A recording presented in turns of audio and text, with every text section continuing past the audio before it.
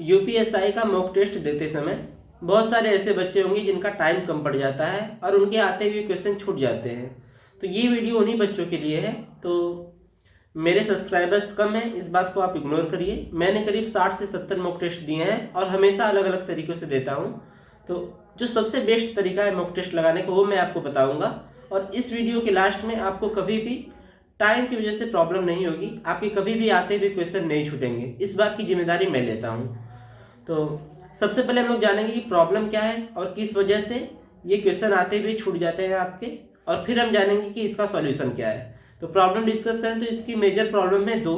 पहला रीजन ये होता है कि आप जब मॉक टेस्ट लगाते हैं तो बहुत सारे क्वेश्चन लेंथी होते हैं और उन क्वेश्चन पे आप ज़्यादा टाइम दे देते हैं, 3 से 4 मिनट। तो ऐसे करीब 8 से 10 क्वेश्चन होते हैं, जिसकी वजह से आधे घंटे का टाइम आपको केवल 10 क्वेश्चन करने में लग जाता है। और लास्ट में जब आप आते हैं तो आपके पास समय कम बच जाता है और क्वेश्चन ज़्यादा बच जाते हैं।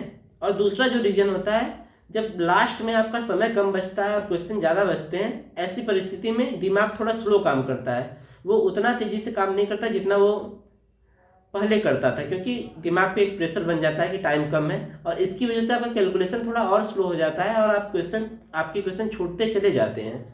तो जो सबसे बेस्ट तरीका है मॉक टेस्ट लगाने का वो मैं आपके साथ डिस्कस करूंगा इस वीडियो में।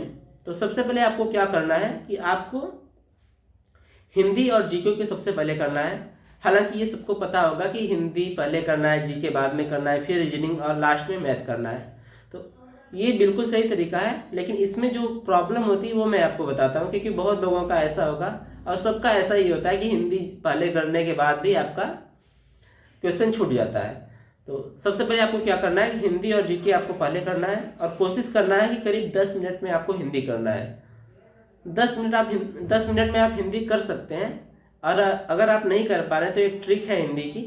तो सबसे पहले आपको कीवर्ड्स पढ़ने हैं। जैसे मान लीजिए कोई शब्द है और उसका पर्यायवाची पूछा है, ठीक है, तो आपको पूरा क्वेश्चन नहीं पढ़ना, क्वेश्चन को एक धुंधली निगाह से देखना है, शब्द क्या है और क्या पूछा है, पर्यायवाची।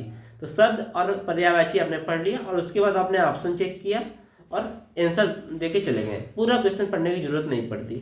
और दूसरा जो मेजर प्रॉब्लम है वो है गद्यांश। इसमें बहुत लोगों को समय लगता है। तो गद्यांश में हम क्या करते हैं कि पहले गद्यांश पढ़ते हैं, उसके बाद प्रश्न पढ़ते हैं, फिर आंसर देते हैं। तो इसकी जो सबसे सिंपल ट्रिक है, गद्यांश न पढ़ के आप पहले क्वेश्चन पढ़िए, उसके बाद उसका सॉल्यूशन गद्यांश में खोजिए। क्योंकि कोई इतना दिमाग नहीं होता किसी के पास कि वो एक बार गद्यांश पढ़ लिया तो क्वेश्चन का आंसर वो तुरंत दे देगा। क्योंकि गद्यांश पढ़ने के बाद आप क्वेश्चन पढ़ते हैं तो वापस से आपको गद्यांश पढ़ना ही पड़ता है। तो इससे अच्छा है कि आप पहले क्वेश्चन पढ़ें और फिर इसका सॉल्यूशन गद्यांश में खोजें। नेक्स्ट आपको जो करना है वो जीके में आपको करीब 14 मिनट लेना है। 14 से 15 मिनट आप ले सकते हैं। तो इन दोनों में आपको क्या करना है कि आपको क्वेश्चन छोड़ना नहीं है। जो क्वेश्चन आपको आ रहा है वो करिए, जो क्वेश्चन आपको नहीं आ रहा है वो तुक्का मारिए। लेकिन आप ये प्रेशर लेके बाद में अपने आप पे मत चलिएगा कि मेरा उसमें क्वेश्चन छूटा है उसे मुझे करना है, ये आप नहीं करेंगे। क्योंकि हिंदी और जीके में क्या होता है कि क्वेश्चन अगर आ रहा है तो आ रहा है, नहीं आ रहा है तो उसे तुक्का ही मारना पड़ेगा, वो चाहे आप तुरंत मारें या बाद में मारें। तो अब हम बात करेंगे नेक्स्ट। तो उसके बाद आपको जस्ट रीजनिंग करना है, क्योंकि रीजनिंग में मैथ से ज़्यादा कम लगता है टाइम। तो रीजनिंग में आपको क्या होता है कि करीब 30 क्वेश्चंस ऐसे होते हैं जो अगर आपने पढ़े हैं तो आपको करीब 40 से 45 सेकंड में आप आसानी से कर लेंगे। 30 क्वेश्चंस ऐसे होते हैं और 4-5 क्वेश्चन जीके के होते हैं जो आपको तुक्के मारने होते हैं, और लगभग 5 से 6 क्वेश्चन ऐसे होते हैं जो थोड़े टफ होते हैं, या फिर कुछ ऐसे क्वेश्चंस होते हैं जो आपको आ रहे होते हैं और आपको लगता है कि बहुत ज़्यादा बड़ा है और बहुत ज़्यादा टाइम लगेगा। तो इन 5 क्वेश्चंस को आपको छोड़ देना है। आपको केवल 30 क्वेश्चंस करने हैं और 5 जीके वाले क्वेश्चन करने हैं रीजनिंग में। तो इन 35 क्वेश्चन को करने में जो आपको टाइम लेना है वो लगभग 26 से 27 मिनट का लगेगा, उससे ज़्यादा का नहीं लगना चाहिए। अगर आप 30 मिनट भी ले लेते हैं तो बड़ी बात नहीं। मान लीजिए आप 30 मिनट में भी 35 क्वेश्चन कर ले रहे हैं तो ठीक है, कोई दिक्कत नहीं है।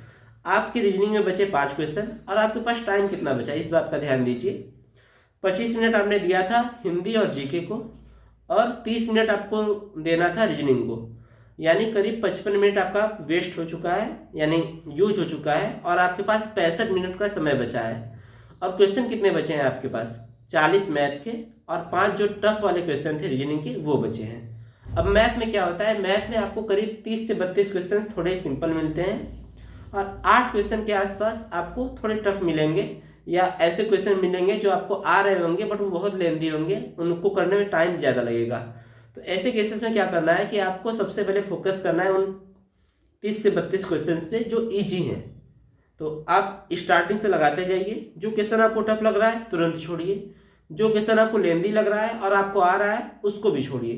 तो आप करीब 40 में से केवल 30 क्वेश्चन करिए। उसको करने में आपको लगभग 35 मिनट लगेगा, क्योंकि मैथ में कैलकुलेशन भी होती है। तो ऐसा नहीं है कि आप 30 क्वेश्चन केवल 25 मिनट में कर लेंगे, ऐसा पॉसिबल नहीं है।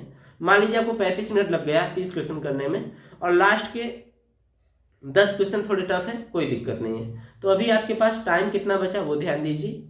तो अगर आपके पास 35 मिनट लग गया है, 65 मिनट का समय बचा था, यानी आपके पास टोटल 30 मिनट का समय बचेगा। क्वेश्चन कितने बचेंगे? लगभग 10 क्वेश्चन मैथ के बचे हैं और 5 क्वेश्चन रीजनिंग के, यानी 15 क्वेश्चन करना है आपको और 30 मिनट आपके पास टाइम बचा है। ऐसा करने से क्या होगा, सबसे पहले जो आपको मेंटल प्रेशर बनता था कि नहीं क्वेश्चन बहुत ज़्यादा करने हैं, समय कम बचा है, ये खत्म हो जाएगा। आपका दिमाग तेज काम करेगा, आपके अंदर एक पॉजिटिव वाइब आएगी कि मैंने बहुत सारे क्वेश्चंस कर लिए हैं, केवल 15 क्वेश्चन मेरे बचे हैं और टाइम भी अच्छा खासा आपके पास बचा है। तो ऐसा करने से जो फायदा होगा आपको, सबसे पहले आपको ये पता होगा कि नहीं कौन सा क्वेश्चन मुझे आ रहा था और थोड़ा लेंदी लगने की वजह से मैंने उसे छोड़ दिया है। तो सबसे पहले 15 में से उन क्वेश्चन को आप छाटिए जो आपको आ रहा है और थोड़ा लेंदी है। तो मान लीजिए आप 15 में से 5 क्वेश्चन ऐसे मिल गए जो थोड़े लेंदी हैं और आपको आ रहे हैं, और उन क्वेश्चंस को करने में आपको टाइम थोड़ा ज़्यादा लगेगा। मान लीजिए 12 मिनट आपके लग गए, तो अभी आपके पास 18 मिनट का समय बचेगा और लास्ट में आपके 10 क्वेश्चन केवल बचेंगे।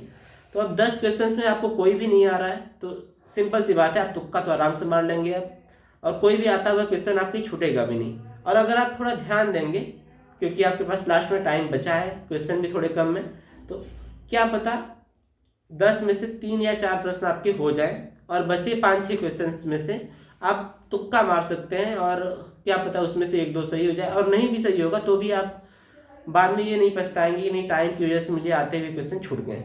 तो इस चीज़ को आप ट्राई करिए अगले मॉक टेस्ट में, जो भी आप मॉक टेस्ट देंगे। और अगर कोई भी प्रॉब्लम हुई तो इस बात की जिम्मेदारी मैं लेता हूँ कि आपको टाइम की वजह से कोई भी क्वेश्चन आता हुआ आपका नहीं छूटेगा। बहुत बहुत धन्यवाद।